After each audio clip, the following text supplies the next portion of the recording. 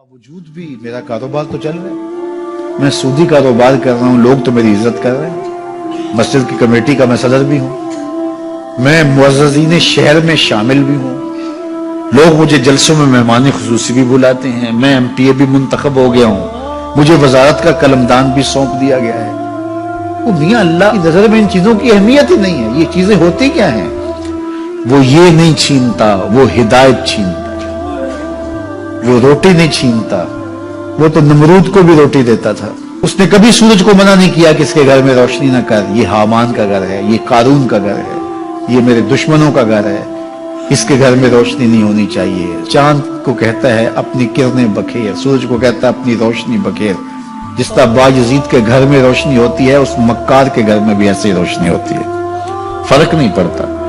تو وہ کرم نوازیاں تو نہیں رکتی، لیکن اللہ جب کسی سے ناراض ہوتا ہے تو اس سے ہدایت کی توفیق سلب کر لیتا ہے، تو اعلان جنگ ہوتا ہے۔ تو پھر وہ ٹکرے بھی مار رہا ہو تو اس کی رسم کی نماز ہوتی ہے، اس کا ماتھا جھک رہا ہوتا ہے، دل نہیں جھک رہا ہوتا، کیونکہ ہدایت سلب کر لی گئی۔ جب اندر سے روح ہی نکال لی جائے تو باقی بچتا کیا ہے؟ یہ بات ذہن میں رکھیے گا کہ اللہ تعالیٰ جل شانہ نے ہمیں جن کاموں سے روکا ہے، جن کاموں سے منع کیا ہے، ان کاموں کے کرنے میں ہمیں کبھی بھی بھلائی اور خیر نہیں مل سکتی۔ یہ ہم جب اچھی طرح سے ذہن نشین کر لیں، اگر اللہ پر ہمارا یقین اور یقیناً اس پر ہمارا ایمان ہے، تو پھر وہ امر جو اللہ کی طرف سے جن سے روک دیا گیا، تو ہم کبھی بھی ان کے قریب تک نہ جائیں، اور جن کاموں کے کرنے کا اسے حکم دیا گیا اس کی حکمتیں نہ بھی ہمیں معلوم ہو۔ آج جدید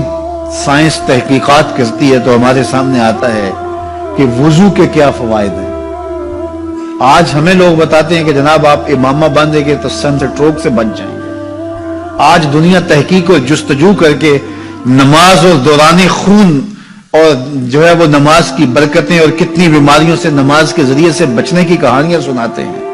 اچھی بات ہے، نماز سے صحت پہ اثر پڑتا ہے، یہ اچھی بات ہے کہ وضو سے بہت ساری بیماریوں سے نجات ملتی ہے، یہ اچھی بات ہے کہ سر پہ امامہ باندھ لے تو سن سٹروک سے بچ جاتے ہیں، یہ اچھی بات ہے کہ آپ روزہ رکھتے ہیں تو کینسر جیسے امراض سے آپ کا بچاؤ ہوتا ہے، یہ اچھی بات ہے کہ فلاں عمل کرتے ہیں تو فلاں ہوتا ہے۔ لیکن صاحب، ہم سن سٹروک سے بچنے کے لیے امامہ نہیں باندھتے، ہم محمد نبی کی ادا کے لیے باندھتے ہیں۔ دوران خون کے لیے نماز نہیں پڑھتے، ہم رب کے حضور سجدہ ریزی کے لیے اس کے حضور اپنی نیاز مندیوں کا سر جھکاتے ہیں۔ تو حکمتیں بھی ہیں، وہ برکتیں ذیل میں آتی ہیں۔ تو یہ بات ذہن میں رکھیے گا۔ غزنوی کا وزیر اس سے حسد کرتے ہوتے تھے کہ اس میں کیا خصوصیت ہے کہ بادشاہ اسی کو اہمیت دیتا ہے۔ ایک دن بادشاہ نے کوئی تربوز کاٹا، کوئی خربوزہ کاٹا یا کوئی اور ایسی چیز تھی، تو جس کو بھی دیا تو وہ کڑوا تھا، تو اس نے چوہی چکھا تو پھینک دیا، اور پھر بلایا یاس کو اور اس کو کاٹ کے اس کی پھانک دی، تو ایسے لطف سے کھانے لگا کہ جیسے اس سے لذیذ کبھی پھل زندگی میں دیکھا نہ ہو۔ سارے اندر ہنس رہے تھے، ایک دوسرے کو آنکھوں سے اشارہ کر رہے تھے، یہ دیکھو بے وقوف۔ تو بادشاہ رک گیا اور کہا کہ ایاز، یہ جو فروٹ تم نے کھایا ہے یہ میٹھا تھا یا کڑوا؟ کہا بادشاہ سلامت کڑوا۔ تو کہا پھر اتنے ذوق سے کیوں کھایا؟ کہا کہ اس ہاتھ سے میں نے میٹھی نعمتیں کھائی ہیں، آج کڑوی ملی ہے تو تھوک دوں؟ کہا ایسا نہیں ہو سکتا۔ تو میاں کڑوا ہو تو وہ بھی قبول کیا جائے، نفس پہ شاک ہو۔ کڑوی وہ چیز ہوتی ہے جو نفس پہ شاک ہوتی ہے، نفس کرنا نہیں چاہتا، لیکن اس کے باوجود تمہارا دل کہے نہیں، یہ مالک کی طرف سے ہے۔ سخت سردی ہے، گرمی کی شدت ہے، پانی ٹھنڈا ہے اور موسم سرد ہے، پانی گرم ہے اور موسم بھی گرم ہے، رات کا پچھلا پہر ہے، تھکے ہوئے ہیں، لیکن آپ اس کے باوجود بھی اپنے رب کے حکم کو بجا لاتے ہیں۔ نفس پہ شاک ہے لیکن سینے میں ٹھنڈ ہی نہیں پڑتی جب اس کے حضور سجدہ ریزی نہیں کر لیتے۔ تو اس کے حکموں کو بجا لانا اور اپنے نفس کو پیچھے کر دینا اور اپنی خواہشات کے گلے پہ چھری پھیر دینا اور مالک کی رضا میں اپنے آپ کو گم کر دینا، یہی زندگی ہے اور یہی بندگی ہے۔ تو اس لیے مجھے اور آپ کو اس بات پہ غور اور تدبر کرنا چاہیے کہ ہم اس مختصر زندگی کو اللہ کے احکام کی مطابقت میں گزارنے کا عزم کریں، وہ بات چھوٹی سے چھوٹی ہو یا وہ بات بڑی سے بڑی ہو، وہ احکام ہماری زندگی کے اندر نافذ العمل ہو۔ میں پھر وہ بات کہوں گا جو بار بار کہتا ہوں کہ میرے بزرگ ہم سے کہا کرتے تھے، یہ نہ ہو کہ لوگ تمہیں پوچھے تم کون ہوتے ہو اور تمہیں بتانا پڑے کہ ہم مسلمان ہوتے ہیں۔ فرمایا کرتے تھے صاحب، نہ کسی کو پوچھنا پڑے نہ تمہیں بتانا پڑے، تمہاری وضاحت، تمہارا طرز زندگی، تمہارا انداز معاشرت ایسا خوبصورت ہو، تم دور سے آ رہے ہو، لوگ پہچان کے کہیں وہ دیکھو محمد عربی کا غلام آ رہا۔ تم شکل سے پہچانے جاؤ، تم کردار سے پہچانے جاؤ، تم وعدے سے پہچانے جاؤ۔ کتاب کا نام ہے بشر القیب فی لقاء الحبیب۔ حضور علیہ السلام کی ملاقات کے حوالے سے یہ کتاب امام سیوطی علیہ رحمہ کی مصنفہ ہے۔ اس میں ایک واقعہ انہوں نے لکھا کہ ایک شخص قبر میں اترا اور نکیرین آئے اور انہوں نے سوال و جواب کا سلسلہ کیا، من ربوں کا، ما دینوں کا۔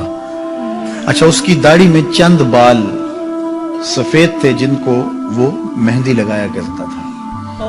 تو جب منکر نے کہا کہ من ربوں کا، تو نکیر نے اس کا ہاتھ پکڑ کے پیچھے کھینچتے ہوئے کہا، اس سے سوال پوچھ رہا ہے تو دیکھ نہیں رہا اس کی داڑھی میں اسلام کا نور چمک رہا ہے، اس کی داڑھی میں اسلام کا اجالا تمہیں دکھائی نہیں دے رہا، تو تمہاری وضع کا تعین ایسی ہو کہ فرشتے بھی دیکھیں کہ یہ حضور کا غلام آ رہا ہے۔ اللہ کے ذکر سے رخ پھیر لے، اللہ کی یاد سے رخ پھیر لے، اللہ کے دین سے اعراض کرے، تو پھر خدا شناسی، قناعت، توکل اور اعمال خیر تو اس سے چھن ہی جائیں گے، اس کو خود فراموشی کے عذاب میں مبتلا کیا جاتا ہے۔ اور قرآن مجید نے ایک دوسرے مقام پہ ارشاد فرمایا، وَلَا تَكُونُوا كَالَّذِينَ نَسُوا اللَّهَ فَأَنسَاهُمْ أَنفُسَهُمْ۔ ان لوگوں کی طرح نہ ہو جانا جنہوں نے رب کو بھلا دیا، وہ بھول گئے، اپنے رب کو بھول گئے۔ غفلت ایسی طاری ہوئی، سویر سے لے کر شام تک اور شام سے سویر تک دنیا دنیا اور دنیا ہی مقصد حیات بن گیا۔ دنیا میں آئے کس لیے تھے، مقصد کیا تھا، بھول گئے۔ میلہ دیکھنے کے لیے آئے تھے، گھر کا راستہ بھول گئے۔ اللہ اکبر۔ تو فرمایا تم ان لوگوں کی طرح نہ ہو جانا۔ پھر اللہ نے انہیں سزا کیا دی، رزق کے دروازے بند کر دیے؟ نہیں۔ ان کی سانسیں چھین لی؟ نہیں۔ سورج کو حکم دے دیا اس کے آنگن میں روشنی نہ بھیجنا؟ نہیں۔ چاند کو چاندنی بکھیرنے سے روک دیا؟ نہیں۔ آب و ہوا روک دی گئی؟ نہیں۔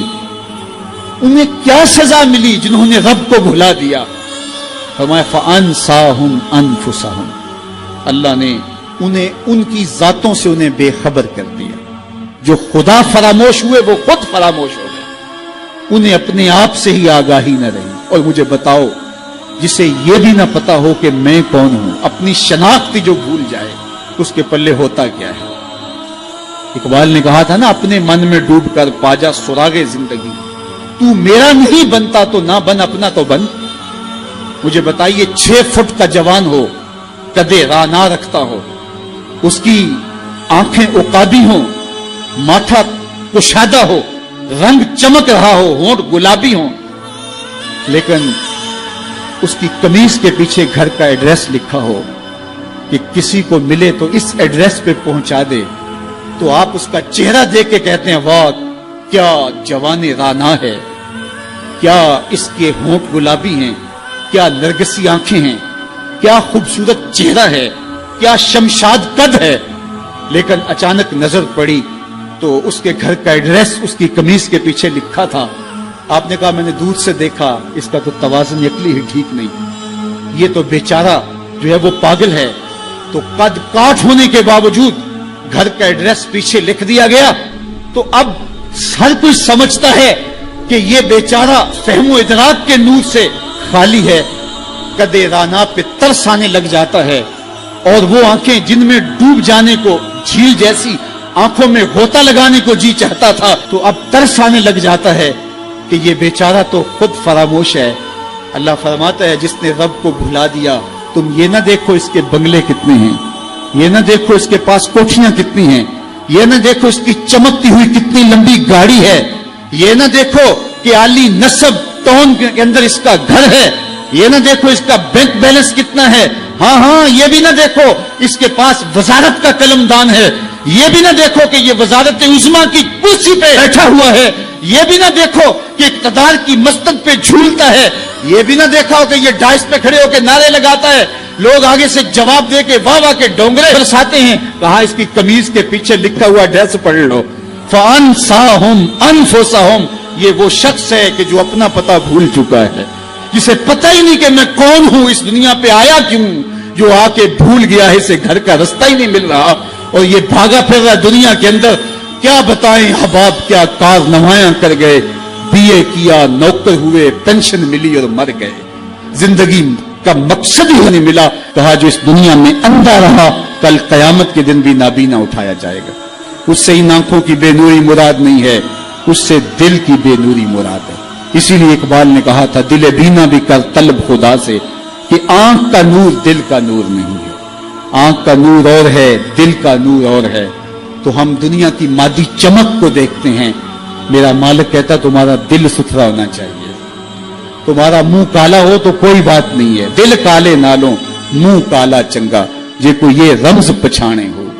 اصل تو دل کی پاکیزگی ہے, اور دل رب کے ساتھ وابستہ ہو, اس کے رسول کے ساتھ وابستہ ہو. تو جس نے اللہ کے دین سے رخ پھیرا, اعراض کیا, تو پھر اس کا نتیجہ کیا ہو کہ اس کی زندگی تلخ ہو جائے گی.